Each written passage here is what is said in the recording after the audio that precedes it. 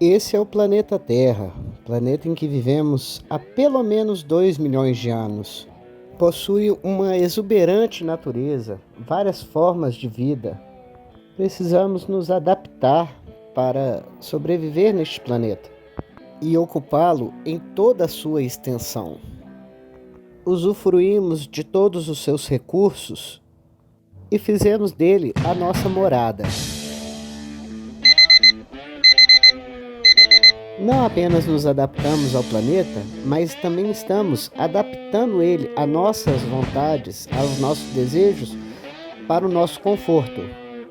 Criamos grandes centros urbanos, consumimos de maneira voraz, desenvolvemos tecnologias, estudamos, aprendemos, trabalhamos, iluminamos, consumimos, e essa maneira como vivemos transformam de geração em geração a sociedade, trazendo novos comportamentos, novos valores, novas formas de se vestir, novos padrões éticos, novos padrões musicais, novas formas de conviver com o meio ambiente, novas formas de conviver entre nós mesmos.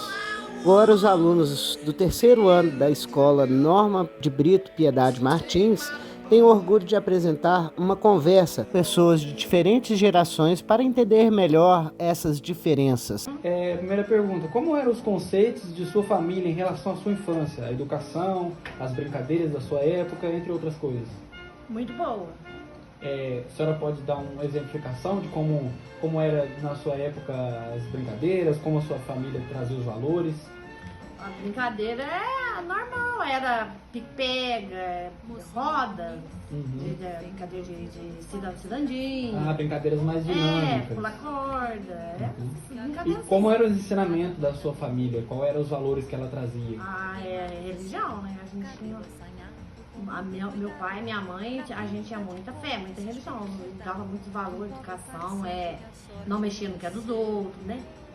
Eles focavam mais no trabalho ou estudo? Mais no trabalho. Trabalho? Mas fazia a gente estudar até onde podia ir, né? Depois aí a gente pagava, né, pra gente, porque naquela época tinha que pagar, né? Assim, como era a sua interação com diversão na juventude? Você naquela época tinha festa ou não era muito assim, Não, era mais fechado? só tinha festa de igreja, só de igreja. Só de igreja. Quermesse, só essas coisas. Se tinha também na cidade, o pai da gente bastante ia. Como era o ensinamento que você tinha ou como você aprendeu sobre a relação com o patrimônio? Qual que é a sua relação com o trabalho? O que você faz com o dinheiro? Na sua época você costumava gastar muito ou você juntava? Na minha época trabalhava meu pai, meu filho, ele que recebia. A gente trabalhava e ele recebia e fazia o que tinha que fazer e dava um pouco pra gente. Era assim. Mas não ficava com dinheiro. A senhora aprendeu algo sobre a acumulação de patrimônio? A senhora guardava dinheiro? Eu guardava, nem dava pra te falar a verdade. Na minha época, na minha infância, meu pai e minha mãe tinham muitos filhos. Então, o que a gente ganhava, praticamente acabava tudo, né? Acabava tudo. Tudo nas compras, na sua adolescência, você tinha algum costume, alguma coisa tipo assim, porque a gente tem a questão da adolescência, quase todos os adolescentes serem rebeldes. Você tinha algum costume da sua adolescência que você fala assim, nossa, eu fui muito não tinha, diferente? Pior que não tinha. Não, A gente só pensava em brincar nos momentos vagos, né? E tinha a represa lá, que eu morava no Ponta Leite. A gente só pensava em nadar e brincar. Agora, vamos lá. Não tinha rebeldia, não. Uma pergunta um pouco mais, profunda. Como eram os relacionamentos na sua época? Como era tratado isso? Como é que era? Questão de namoro, casamento? Ou se tinha esse negócio que hoje tem de pegação, de ficar? Não tinha não. Se a gente quisesse namorar, tinha que levar o namorado em casa e tinha que namorar aquele até não querer mais. Não podia pegar, não. Você casar com aquele, você largava, arrumava o outro, mas tinha que levar lá, apresentar pro pai e a mãe. Né? Não tinha esse negócio de ficar, não. Não tinha pegação, não. Não tinha essa mistura. Não tinha, porque a gente respeitava, né?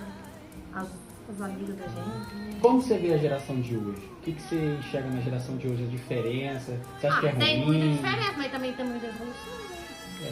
Evoluiu, né? A gente não ficou parado no tempo, né? No nosso tempo, né? Vocês evoluíram. Eu acho que vocês fazem certo. Pegar, vão ficar. Eu até na época falei pra minha menina, não fica namorando só, não, você não gostou, larga, né? Porque na minha época eu casava até sem gostar, né? O pai forçava. Por obrigação, né? Hoje eu acho que vocês casam mesmo assim, por amor. Não deu certo também larga, né? Na nossa época não largava. Sofri. Você acha que hoje, então, assim, hoje a maneira da evolução... Né? Ou você Evoluído, acha que é evoluído? Mais aberta a relação, né? E não tem mais... Vocês conversam mais com os pais de vocês, eu acho, né? Não tem vergonha, igualzinho na nossa época, eu tinha muita vergonha. Conversava muitas coisas. Muito obrigado, viu, senhora? Nada. Ana, senhora, idade. Maria Gorete Borges de Souza Santos, 70 anos. Seguinte, vamos lá. Quando a senhora estava em época de adolescência, o que a senhora costumava fazer? Na adolescência? Aham. Namorar. Estudar, assim, quantos anos mais ou menos? Da parte desde uns 15 até uns 20. Então. Gostava muito de ir em baile. Fugia do meu pai pra ir. Em questão de trabalho, o que a senhora pretendia fazer na época?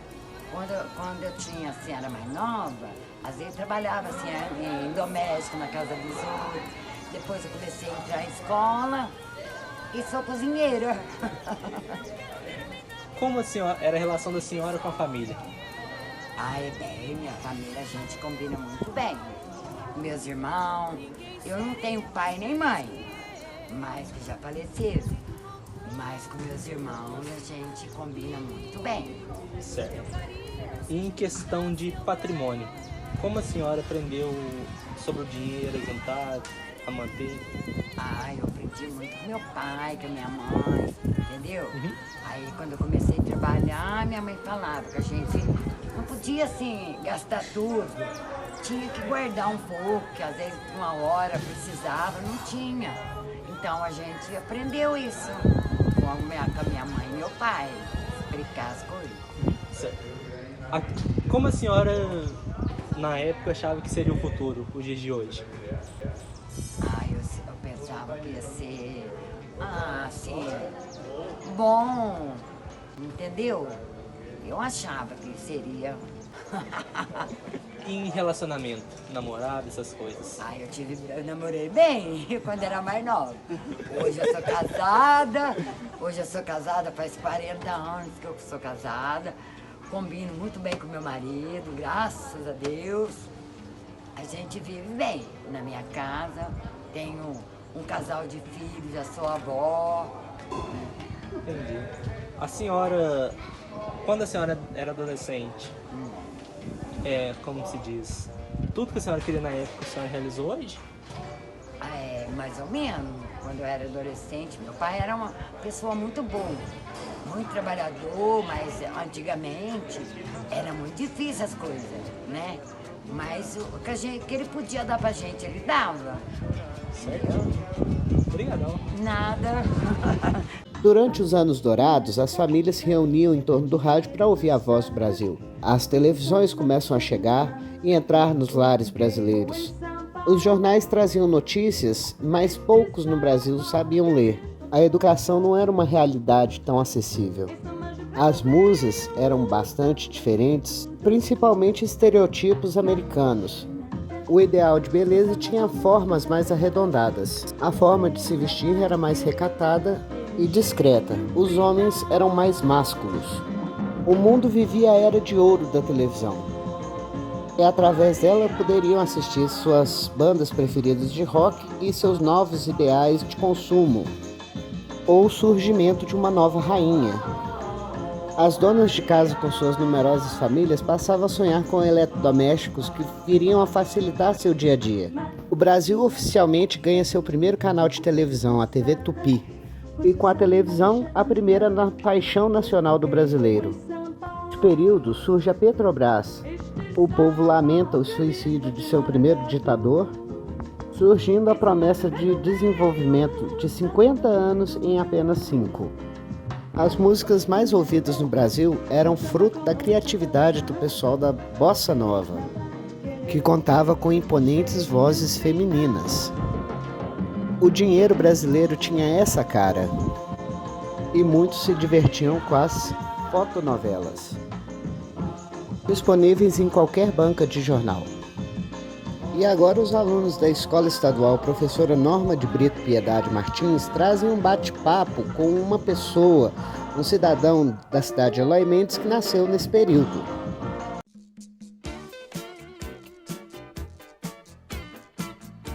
Bom dia, estamos Bom aqui dia. com o nosso professor. Toninho, de Química. E aí, Toninho, tudo jóia com você? Tudo bom, nessa sexta-feira. Fico feliz. A gente está aqui para fazer um trabalho sobre práticas comunicativas e criativas e a gente está aqui para fazer algumas perguntas sobre gerações. Ótimo. Então a gente está aqui para falar sobre a sua geração. Por favor, pode falar a sua idade pra gente. 59. 59 anos. O Toninho é da nossa geração, a geração X. Toninho, vou começar com uma pergunta muito legal, cara. Vou falar sobre lazer. Quais eram as suas atividades de lazer favoritas durante a juventude? Você que é um cara aí, passou muito tempo com as mulheres, divertiu bastante. Como é que você se divertia? Fala pra nós aí. Bom, a diferença da época minha de agora é que a tecnologia antiga não tinha. Não tinha tecnologia. Então a gente brincava, como se diz assim, entre pessoas. Você comunicava muito, mas muito. Então a brincadeira era sempre com gente. Você conversava muito, você se interagia demais. E na época a gente inventava. Então essas brincadeirinhas assim de bola, de quem rei sou eu. Então tinha umas brincadeirinhas muito interessantes e tinha muito respeito também. Então o que eu vejo entre as brincadeiras do passado, que se respeitava muito. Então era muito gostoso, você conseguia brincar legal, na rua, na casa dos vizinhos. Então você interagia muito, a gente ia nas casas dos vizinhos, eu conhecia praticamente os vizinhos toda a minha rua. As crianças, e era bastante criança, então você tinha essa interação, a interação que era gostoso. Agora vamos falar sobre relacionamentos, Toninho. Como foram seus relacionamentos, tanto amorosos, familiares e de amigos? A amizade eu sempre fiz bastante, então a família é muito grande, na adolescência. A família é muito grande, a gente conseguia então essa amizade entre família, entre vizinhos, era muito gostosa. Como não tinha a tecnologia de hoje, que você pode comunicar à distância, a gente comunicava era individual, então era aquele telefone sem fio, você conversava com um, com outro, e para você saber se era a realidade de conversar com um adulto, então era assim. Era muito gostoso essa comunicação e você então conhecia bastante a pessoa, o caráter das pessoas, era muito gostoso isso daí. E o relacionamento naquela época era muito rigoroso, mas muito mesmo. Então a questão de família era muito forte, né? Então para você, digamos, namorar, você tinha que ir na casa da namorada, você tinha que conversar com o pai dela. O pai dela que dava as regras, hora para sair, hora para chegar, ou às vezes nem saía, ficava só ali na casa. Então tinha um respeito assim, muito grande. Legal. Agora, vou passar para minha última pergunta, e aí a gente vai passar aqui para o nosso amigo Marcos Menezes fazer entrevista com você. Tá bom? Quais foram os maiores desafios que você enfrentou para garantir a sua estabilidade financeira para você e sua família? Da vida toda? Isso. Ó, é claro que na época estudar era um desafio. Resumindo, você tinha que ter tempo, disponibilidade e a família ajudar em valores, em tudo, apoiar em tudo. E era difícil demais, porque as escolas eram muito distantes e também poucas. Então, para você conseguir uma escola para estudar a nível de faculdade superior é muito difícil. Mas você tinha a profissão, a família te dava suporte à profissão. E o trabalho, eu sempre trabalhei com a família, então já comecei cedo trabalhando com a família e isso foi me dando profissão, dando suporte. Então toda a família que me deu esse suporte. Isso foi muito importante para mim. Certinho. Agora eu vou passar para o meu amigo Marcos Vinícius. Vai lá, Marcos. Bom dia, Toninho. A primeira pergunta que eu faço para você Bom dia. Como as experiências culturais da sua juventude influenciaram a forma como você cria e compartilha tradições familiares com as gerações jovens agora, a nossa geração? Você fala cultural. Isso. Tá. A cultura na época, ela já era embasada assim, com muito respeito. Então, por exemplo, a música. E, então, assim, eu vivi no regime militar. Então, na minha adolescência, já era o regime militar, que era muito, mas muito, assim, cobrado. O respeito, não se colocava uma música em lugar nenhum, sem que eles olhassem até a letra, as palavras. Mas isso ajudava no respeito e na tradição. Então era muito respeitoso. Então a música, a dança, e era bem gostoso que você podia, né, divulgar aquilo em todos os lugares que você fosse. Então aquela cultura era bem assim, como se diz, disseminada bem na sociedade.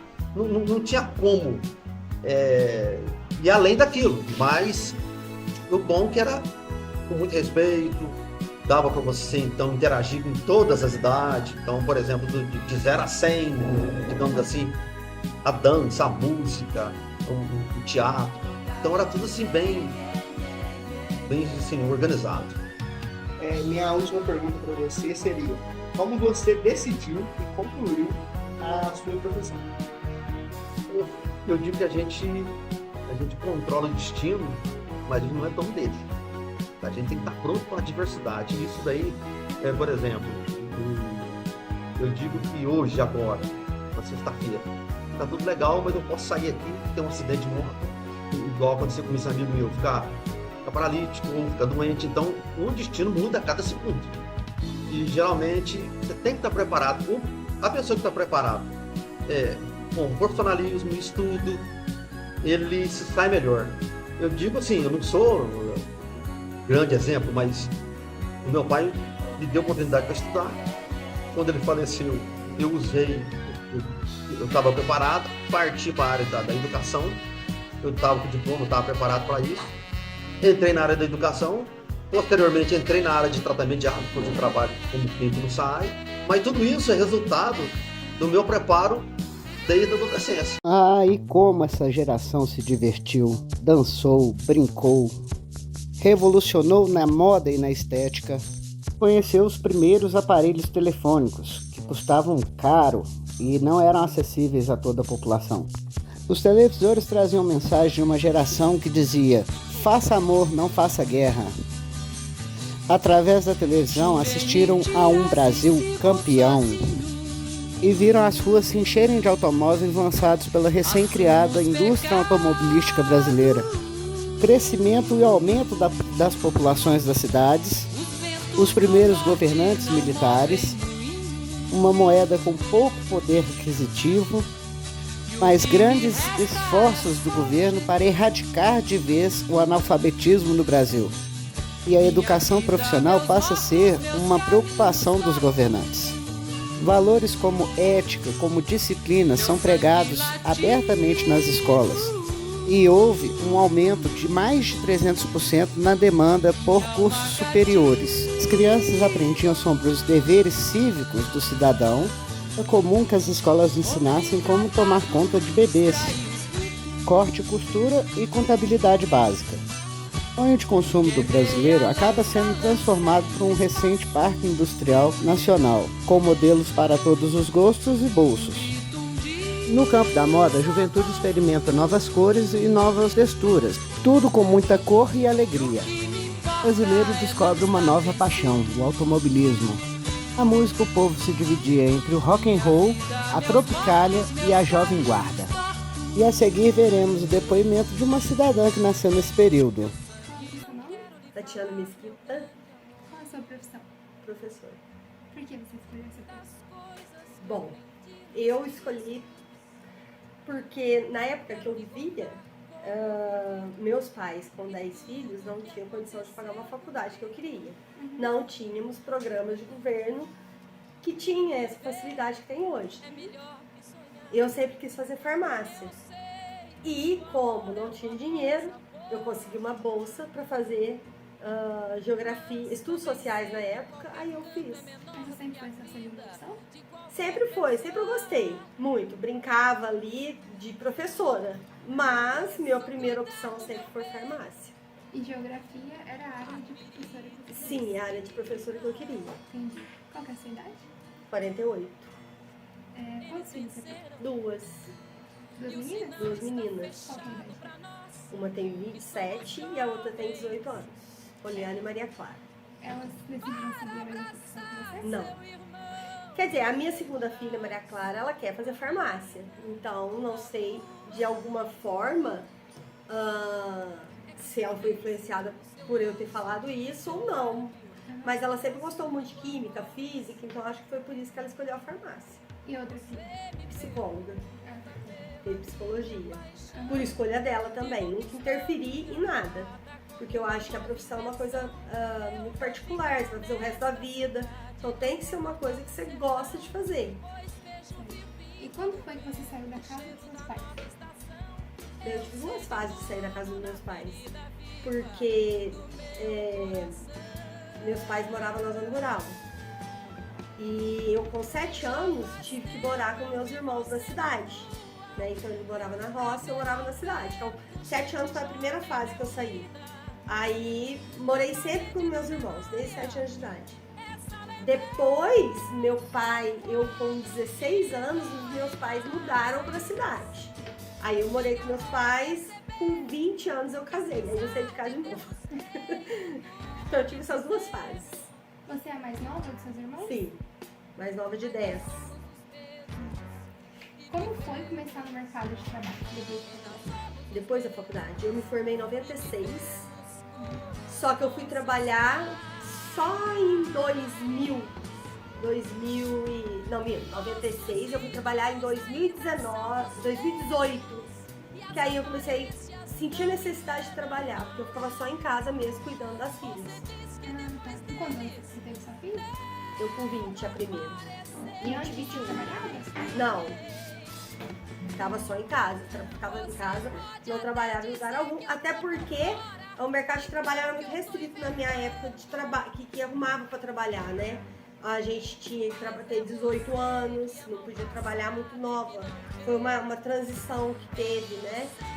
Que eles estavam proibindo menores de 14 anos ou de 14 a 18 trabalharem. Então foi bem difícil, eu fiquei em casa mesmo. Qual foi o ponto alto da sua vida que você considera? Ponto alto da minha vida? Acho que foi quando eu casei. Foi quando eu casei porque minha mãe era muito brava, meu pai era muito bravo, eu mesmo morando longe deles, eu respeitava muito.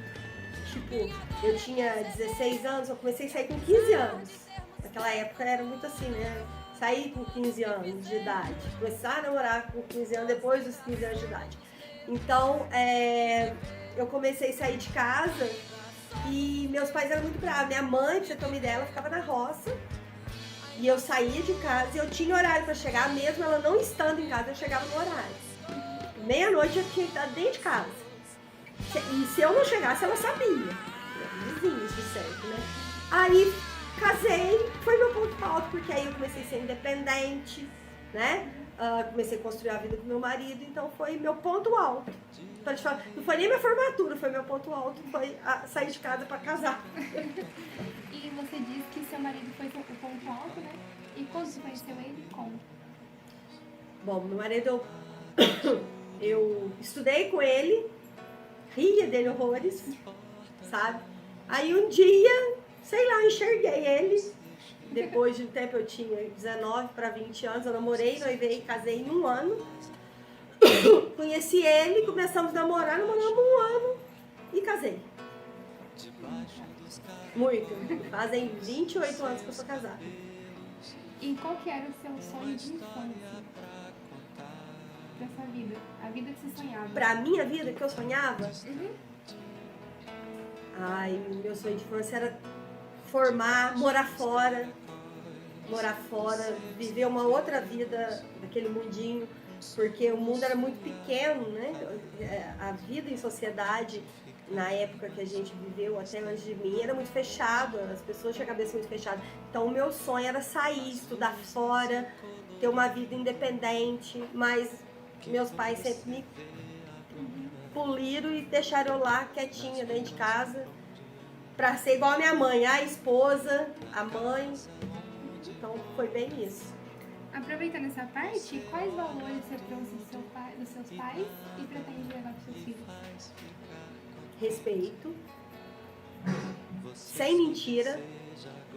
Eu dou a liberdade para minhas filhas, sempre dei a liberdade que eu não tive,